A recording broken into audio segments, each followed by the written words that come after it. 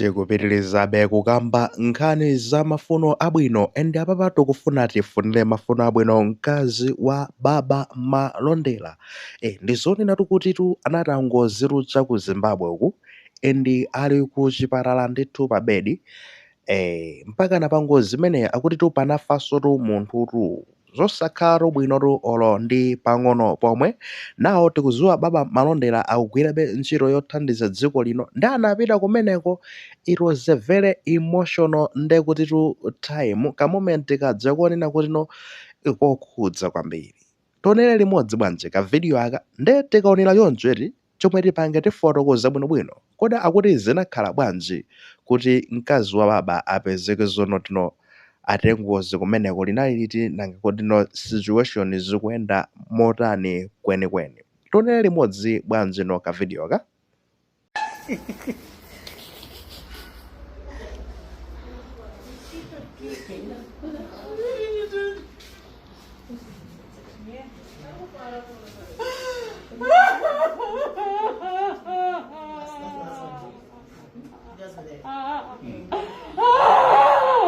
Chabwino mmene taonera pamenepo komanso kumaona kuti zosayenda ready kuona mmene amalirira kodi ndikulira kotino kukhudzika kwambiri kuja kotino ineyo ndimalingalira zonena kuti mwina sindizoonana nawenso ndimaona ngatito kwanga kwatha komano kuonana nawe zonchi ndi chisomo ndipono ndinokondwera kwambiri ndinokhudzika kwambiri. Anyways ngatito unapezeka zonotino kamomenti kamene kadzaka sikanakusunthebe ngati munthu eti kuti umve zina zake achisoni kena kake kapena kukhudzika kwina kwake umene uzizifunsa kuti komano umunthu unakalimo mwa iweyo kaja kaka umunthu kakalimo mwa iweyo kakalimoyo.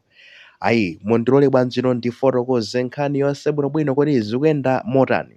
Anyways pamene baba Stephen Malondela yemweno ndi chairman wa Public Account Committee ku Parliament akufinya ati anthu timene tinasokoneza ndalama za amalawi amene amagwira ntchito mboma ndipo pension yawo akazapuma azalandira tanthunatake tinasokoneza baba Malondela wakhala kuti akufinyana ndi anthu amene ku Parliament. Ndizotitu ndekuti the other side kumachitika zinthu zina. What happened? Mkazi wake wa baba Stephen Malondela ananyamuka kupita ku Zimbabwe. We don't know kuti ku Zimbabwe kumeneko kunali zochitika zotani kodi amakacheza kodi amakapanga business amakapanga zotani iyo ndi jarimaitcha private life. Komano kumene kuja kuti kunapezeka zonoti anali mu Harare basitu mu galimoto. We don't know kuti galimoto amayiyendetsa ndiyeyo kapena amayendetsa ndi ena koma ndiye kuti anali ndachibaleso muti mmene momo.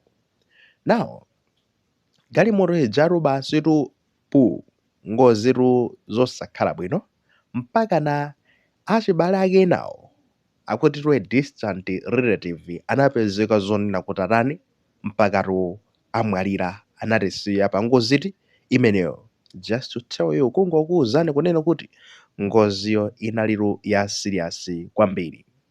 Kuchoka pamenepo kunapezeka zoti mkazi wa baba Malondela iyeyutu anapezeka kuti wavulala ndithu anavulala mwa serious kwambiri mpaka nakugonekedwa mchipatala kumeneko ku Harare ndekuti mu dziko la Zimbabwe.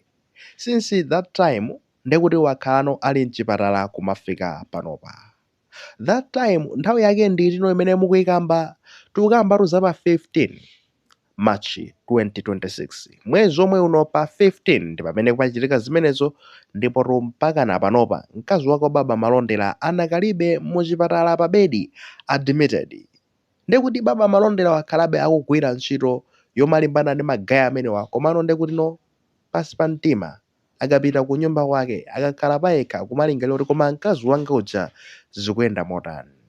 ali bwinobwino. Mwati kodi china chake sichingangochitika kumeneko, nanga ngoziyo ngati papezeka zonena kutino wachibale wina watisiya, nde iyeyo mukuti zake zili pabwino, kodi ine sindingathe kungonyamuka nkupita kuti mwina mwake ndikamuone, koma kumaonanso ndi ntchito nde kuti za ku parliament kuja simagwira, amene azipezeka ndi kuti ali ku parliament kuja. Nawo mungathe kuona kutino apapa anakhala ngati wapeza mwayi kuchoka dzulo kudzafika lero ndi kuti holiday imeneyi ya Idi zapatsa mwayi plus weekend anapezeka zonena kuti babatu basi tikubola mtambo kuchoka ndithu mu dziko lino la Malawi wautali ukafika ndi kuti mu mzinda wa Harare ku Zimbabwe mpakana ku chipatala kumenetu kukagonekedwa mkazi wake. Ndi ka video kameneko mwana mmene zakhalira pamenepo ka very emotional moment, very touching moment, nyengo yokhudza kwambiri yodzala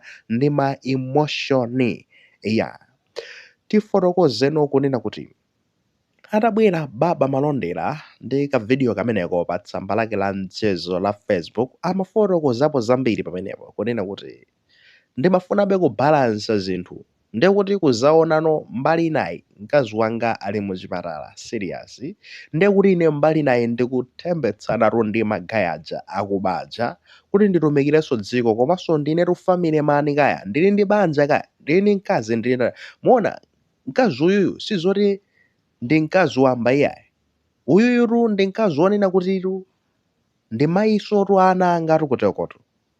Ndi mayi awo ananga sizoti ndi mkazi wonena kuti fata khatu kumaonatu anthu ena ingati chakuera 23 uku kansela wina wake basi kumangogona ndi kuti ndi azimayi choncho, akuti Sean William kumangogona ndi azimayi zitsere kuweteza anthu, si gulu laketu ngati limene lolo ya uyu ni mkazi wake. Ndipo ngati makhala makumamutsatira baba Malondera amakonda kumaponyanso zithunzi ali ndi mkazi wake zija zonena kuti is a family man. Ni munthu wonenabe kuti banja family amayika patsogolo osati kumangoyenda basi ngati kuti iweyo ndiwe single man kapena agent ndi chipazi china chake. Ayiso family yake amayika patsogolo kwambiri, mabalansa moyo pamenepo pamene amakamba zona kuti mafunabe kubalansa choncho, komabe china chakebe kumanditsutsa kuti ndikuyenerabe ndikakhale ndi kuti ndili mkazi wanga uja kuchani ku Zimbabwe kuja ndikamuone. Ndi pamene papo pamene analizo sindingatire mwina mpata ndomwewu kupita kumene kucha ndikote kukatani kukamuona. Komano amafotokozabe pamenepo kunena kuti ineyo ndothokoza kwambiri, ndithokozano tsopano Amalawi koyamba ineyo kuona kunena kuti no anthu unu mmandikonda, anthu unu mwakhala mundifunira mafuno abwino. Inanso amene munamva za nkhani imeneyi ndi kuti mwina kumafuna matumiza mauthenga olimbikitsa zichizonena kuti no ndamba kuonano abale osati kungowaonano mu family yanga yokha, koma kuona abale ngakhale onena kuti no ndoti iwo sinambe ndakumana nawopo ndipo sindidzakumana nawo, koma kuona zone kuti akusandukano abale anga kundilimbikitsa kundipanga support. So much beautiful, zinthu zolimbikitsa kwambiri. Zikomo kwambiri Amalawi, amakamba motero kuthokoza ndithu zikomo kwambiri Amalawi chifukwa cha mtima umenewo, komanso kuthokoza ndi kuti ambassador wa dziko la Malawi amene ali ku Zimbabwe kazembe wathu kumeneko kuti amapita ndi kuti kukamuona mkazi wake wa baba Malonderayi nthawi ina iliyonse kuti no baba akugwira ntchito yotamandika ku dziko, ndife kodi kuno sitingapite no kumakamuonanso ndi kuti mkazi wakeyu nangatu ndi kuchilendo ku Zimbabweko kungokhala choncho ndi kuti kuzifunikira anthu ena ake magadiyani, anthu amene akakhala ngati akayimirira pamenepo ngatino timati chani paja uja oyang'anira matenda, komanso ndi kuti pafunikirabe anthu ena ndene fanderu oyang'anira matenda samayina azisuntha-sunthapo nangano ena amafunikira abwereseko mwina tizakudya tabwino amene akakonze zina ndi zina. Ndi amenewo ndi ameneno achina gulu achina ambassador awo anali kumeneko kuthandizana. Zijati makamba nthawi zina kunena kuti tikakhala mu dzikomo kumakhala ogenda na miyala, iwe mulomwe, iwe mchewa, iwe ndendi ntonga, iwe ndosandiyandikire ngoni iwe cha. Komano tikangopita kunja kuja timaonana ngati Amalawi ka basi timangoti iwe Malawi nzanga palibe zonena kuti iwe ndi wakuti iwe ngwakuti ayi iwe ndi muyawo, palibe zimenezozo. Malawi nzanga ndi zomwe kuti zikuonekaso kumeneko. So good and inspiring kubwera ndiye kuti amathokozaso magayi aku Standard Bank I think akuti amuthandiza ndiye kuti ndi $10,000 ndalama zimene zimafunikira kuti mwina akalipire zimabilu kumeneko plusinso ayende ulendo okafika kumeneko. Amathokoza anthu amenewa a Standard Bank chifukwa chomuthandiza ndi ndalama imeneyo forex imeneyo kuti zikagwire ntchito pamenepo. Anyways, magayi tikambeno chonchi, choyamba ndikumufunira zabwino mkazi wake wa baba Malondera, komanso kwa uyo wachibale amene analuza moyo. Tikufunanso amenewo ndiye kuti tipempherere mzimu wawo kuti ukawusiya mumtendere osatha, komanso onse amene anapezeka kuti anakhudzidwa ndi imfa imeneyi ndiye kuti mwa njira ina yake yoti mwa direct ngati achibale. Iyayi Mulungu uja amene amadziwa kutonthoza mitima ya anthu osweka atonthoze mitima yanu mu nyengo imeneyi. Baba Malondera nayenso ndi zonena kuti tikufuna timulimbikitse komanso kumpanga assuwa kunena kuti ifeyo our thoughts are with your family, are with you and your family.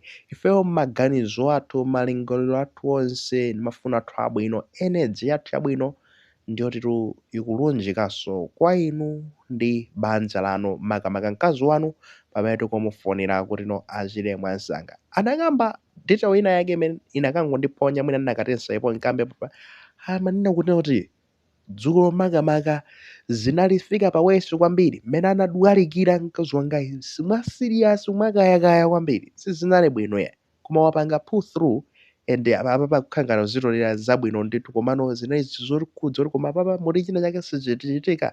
No, you know what, ifeyo ndifake tikuona kuti mafuno athu abwino onse ndionena kuti zonse ziyende bwino kumenekoko munthu apange recover and finally azapezeke zonena kuti mwina abweranso mu dziko muno.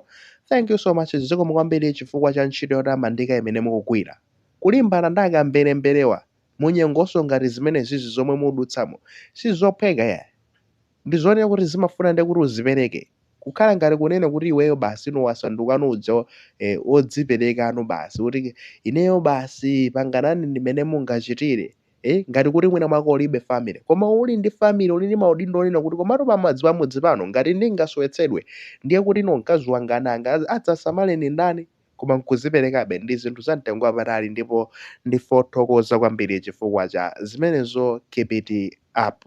Kumaliza kwake kumakhalabe komwe kuja kunena kuti akuti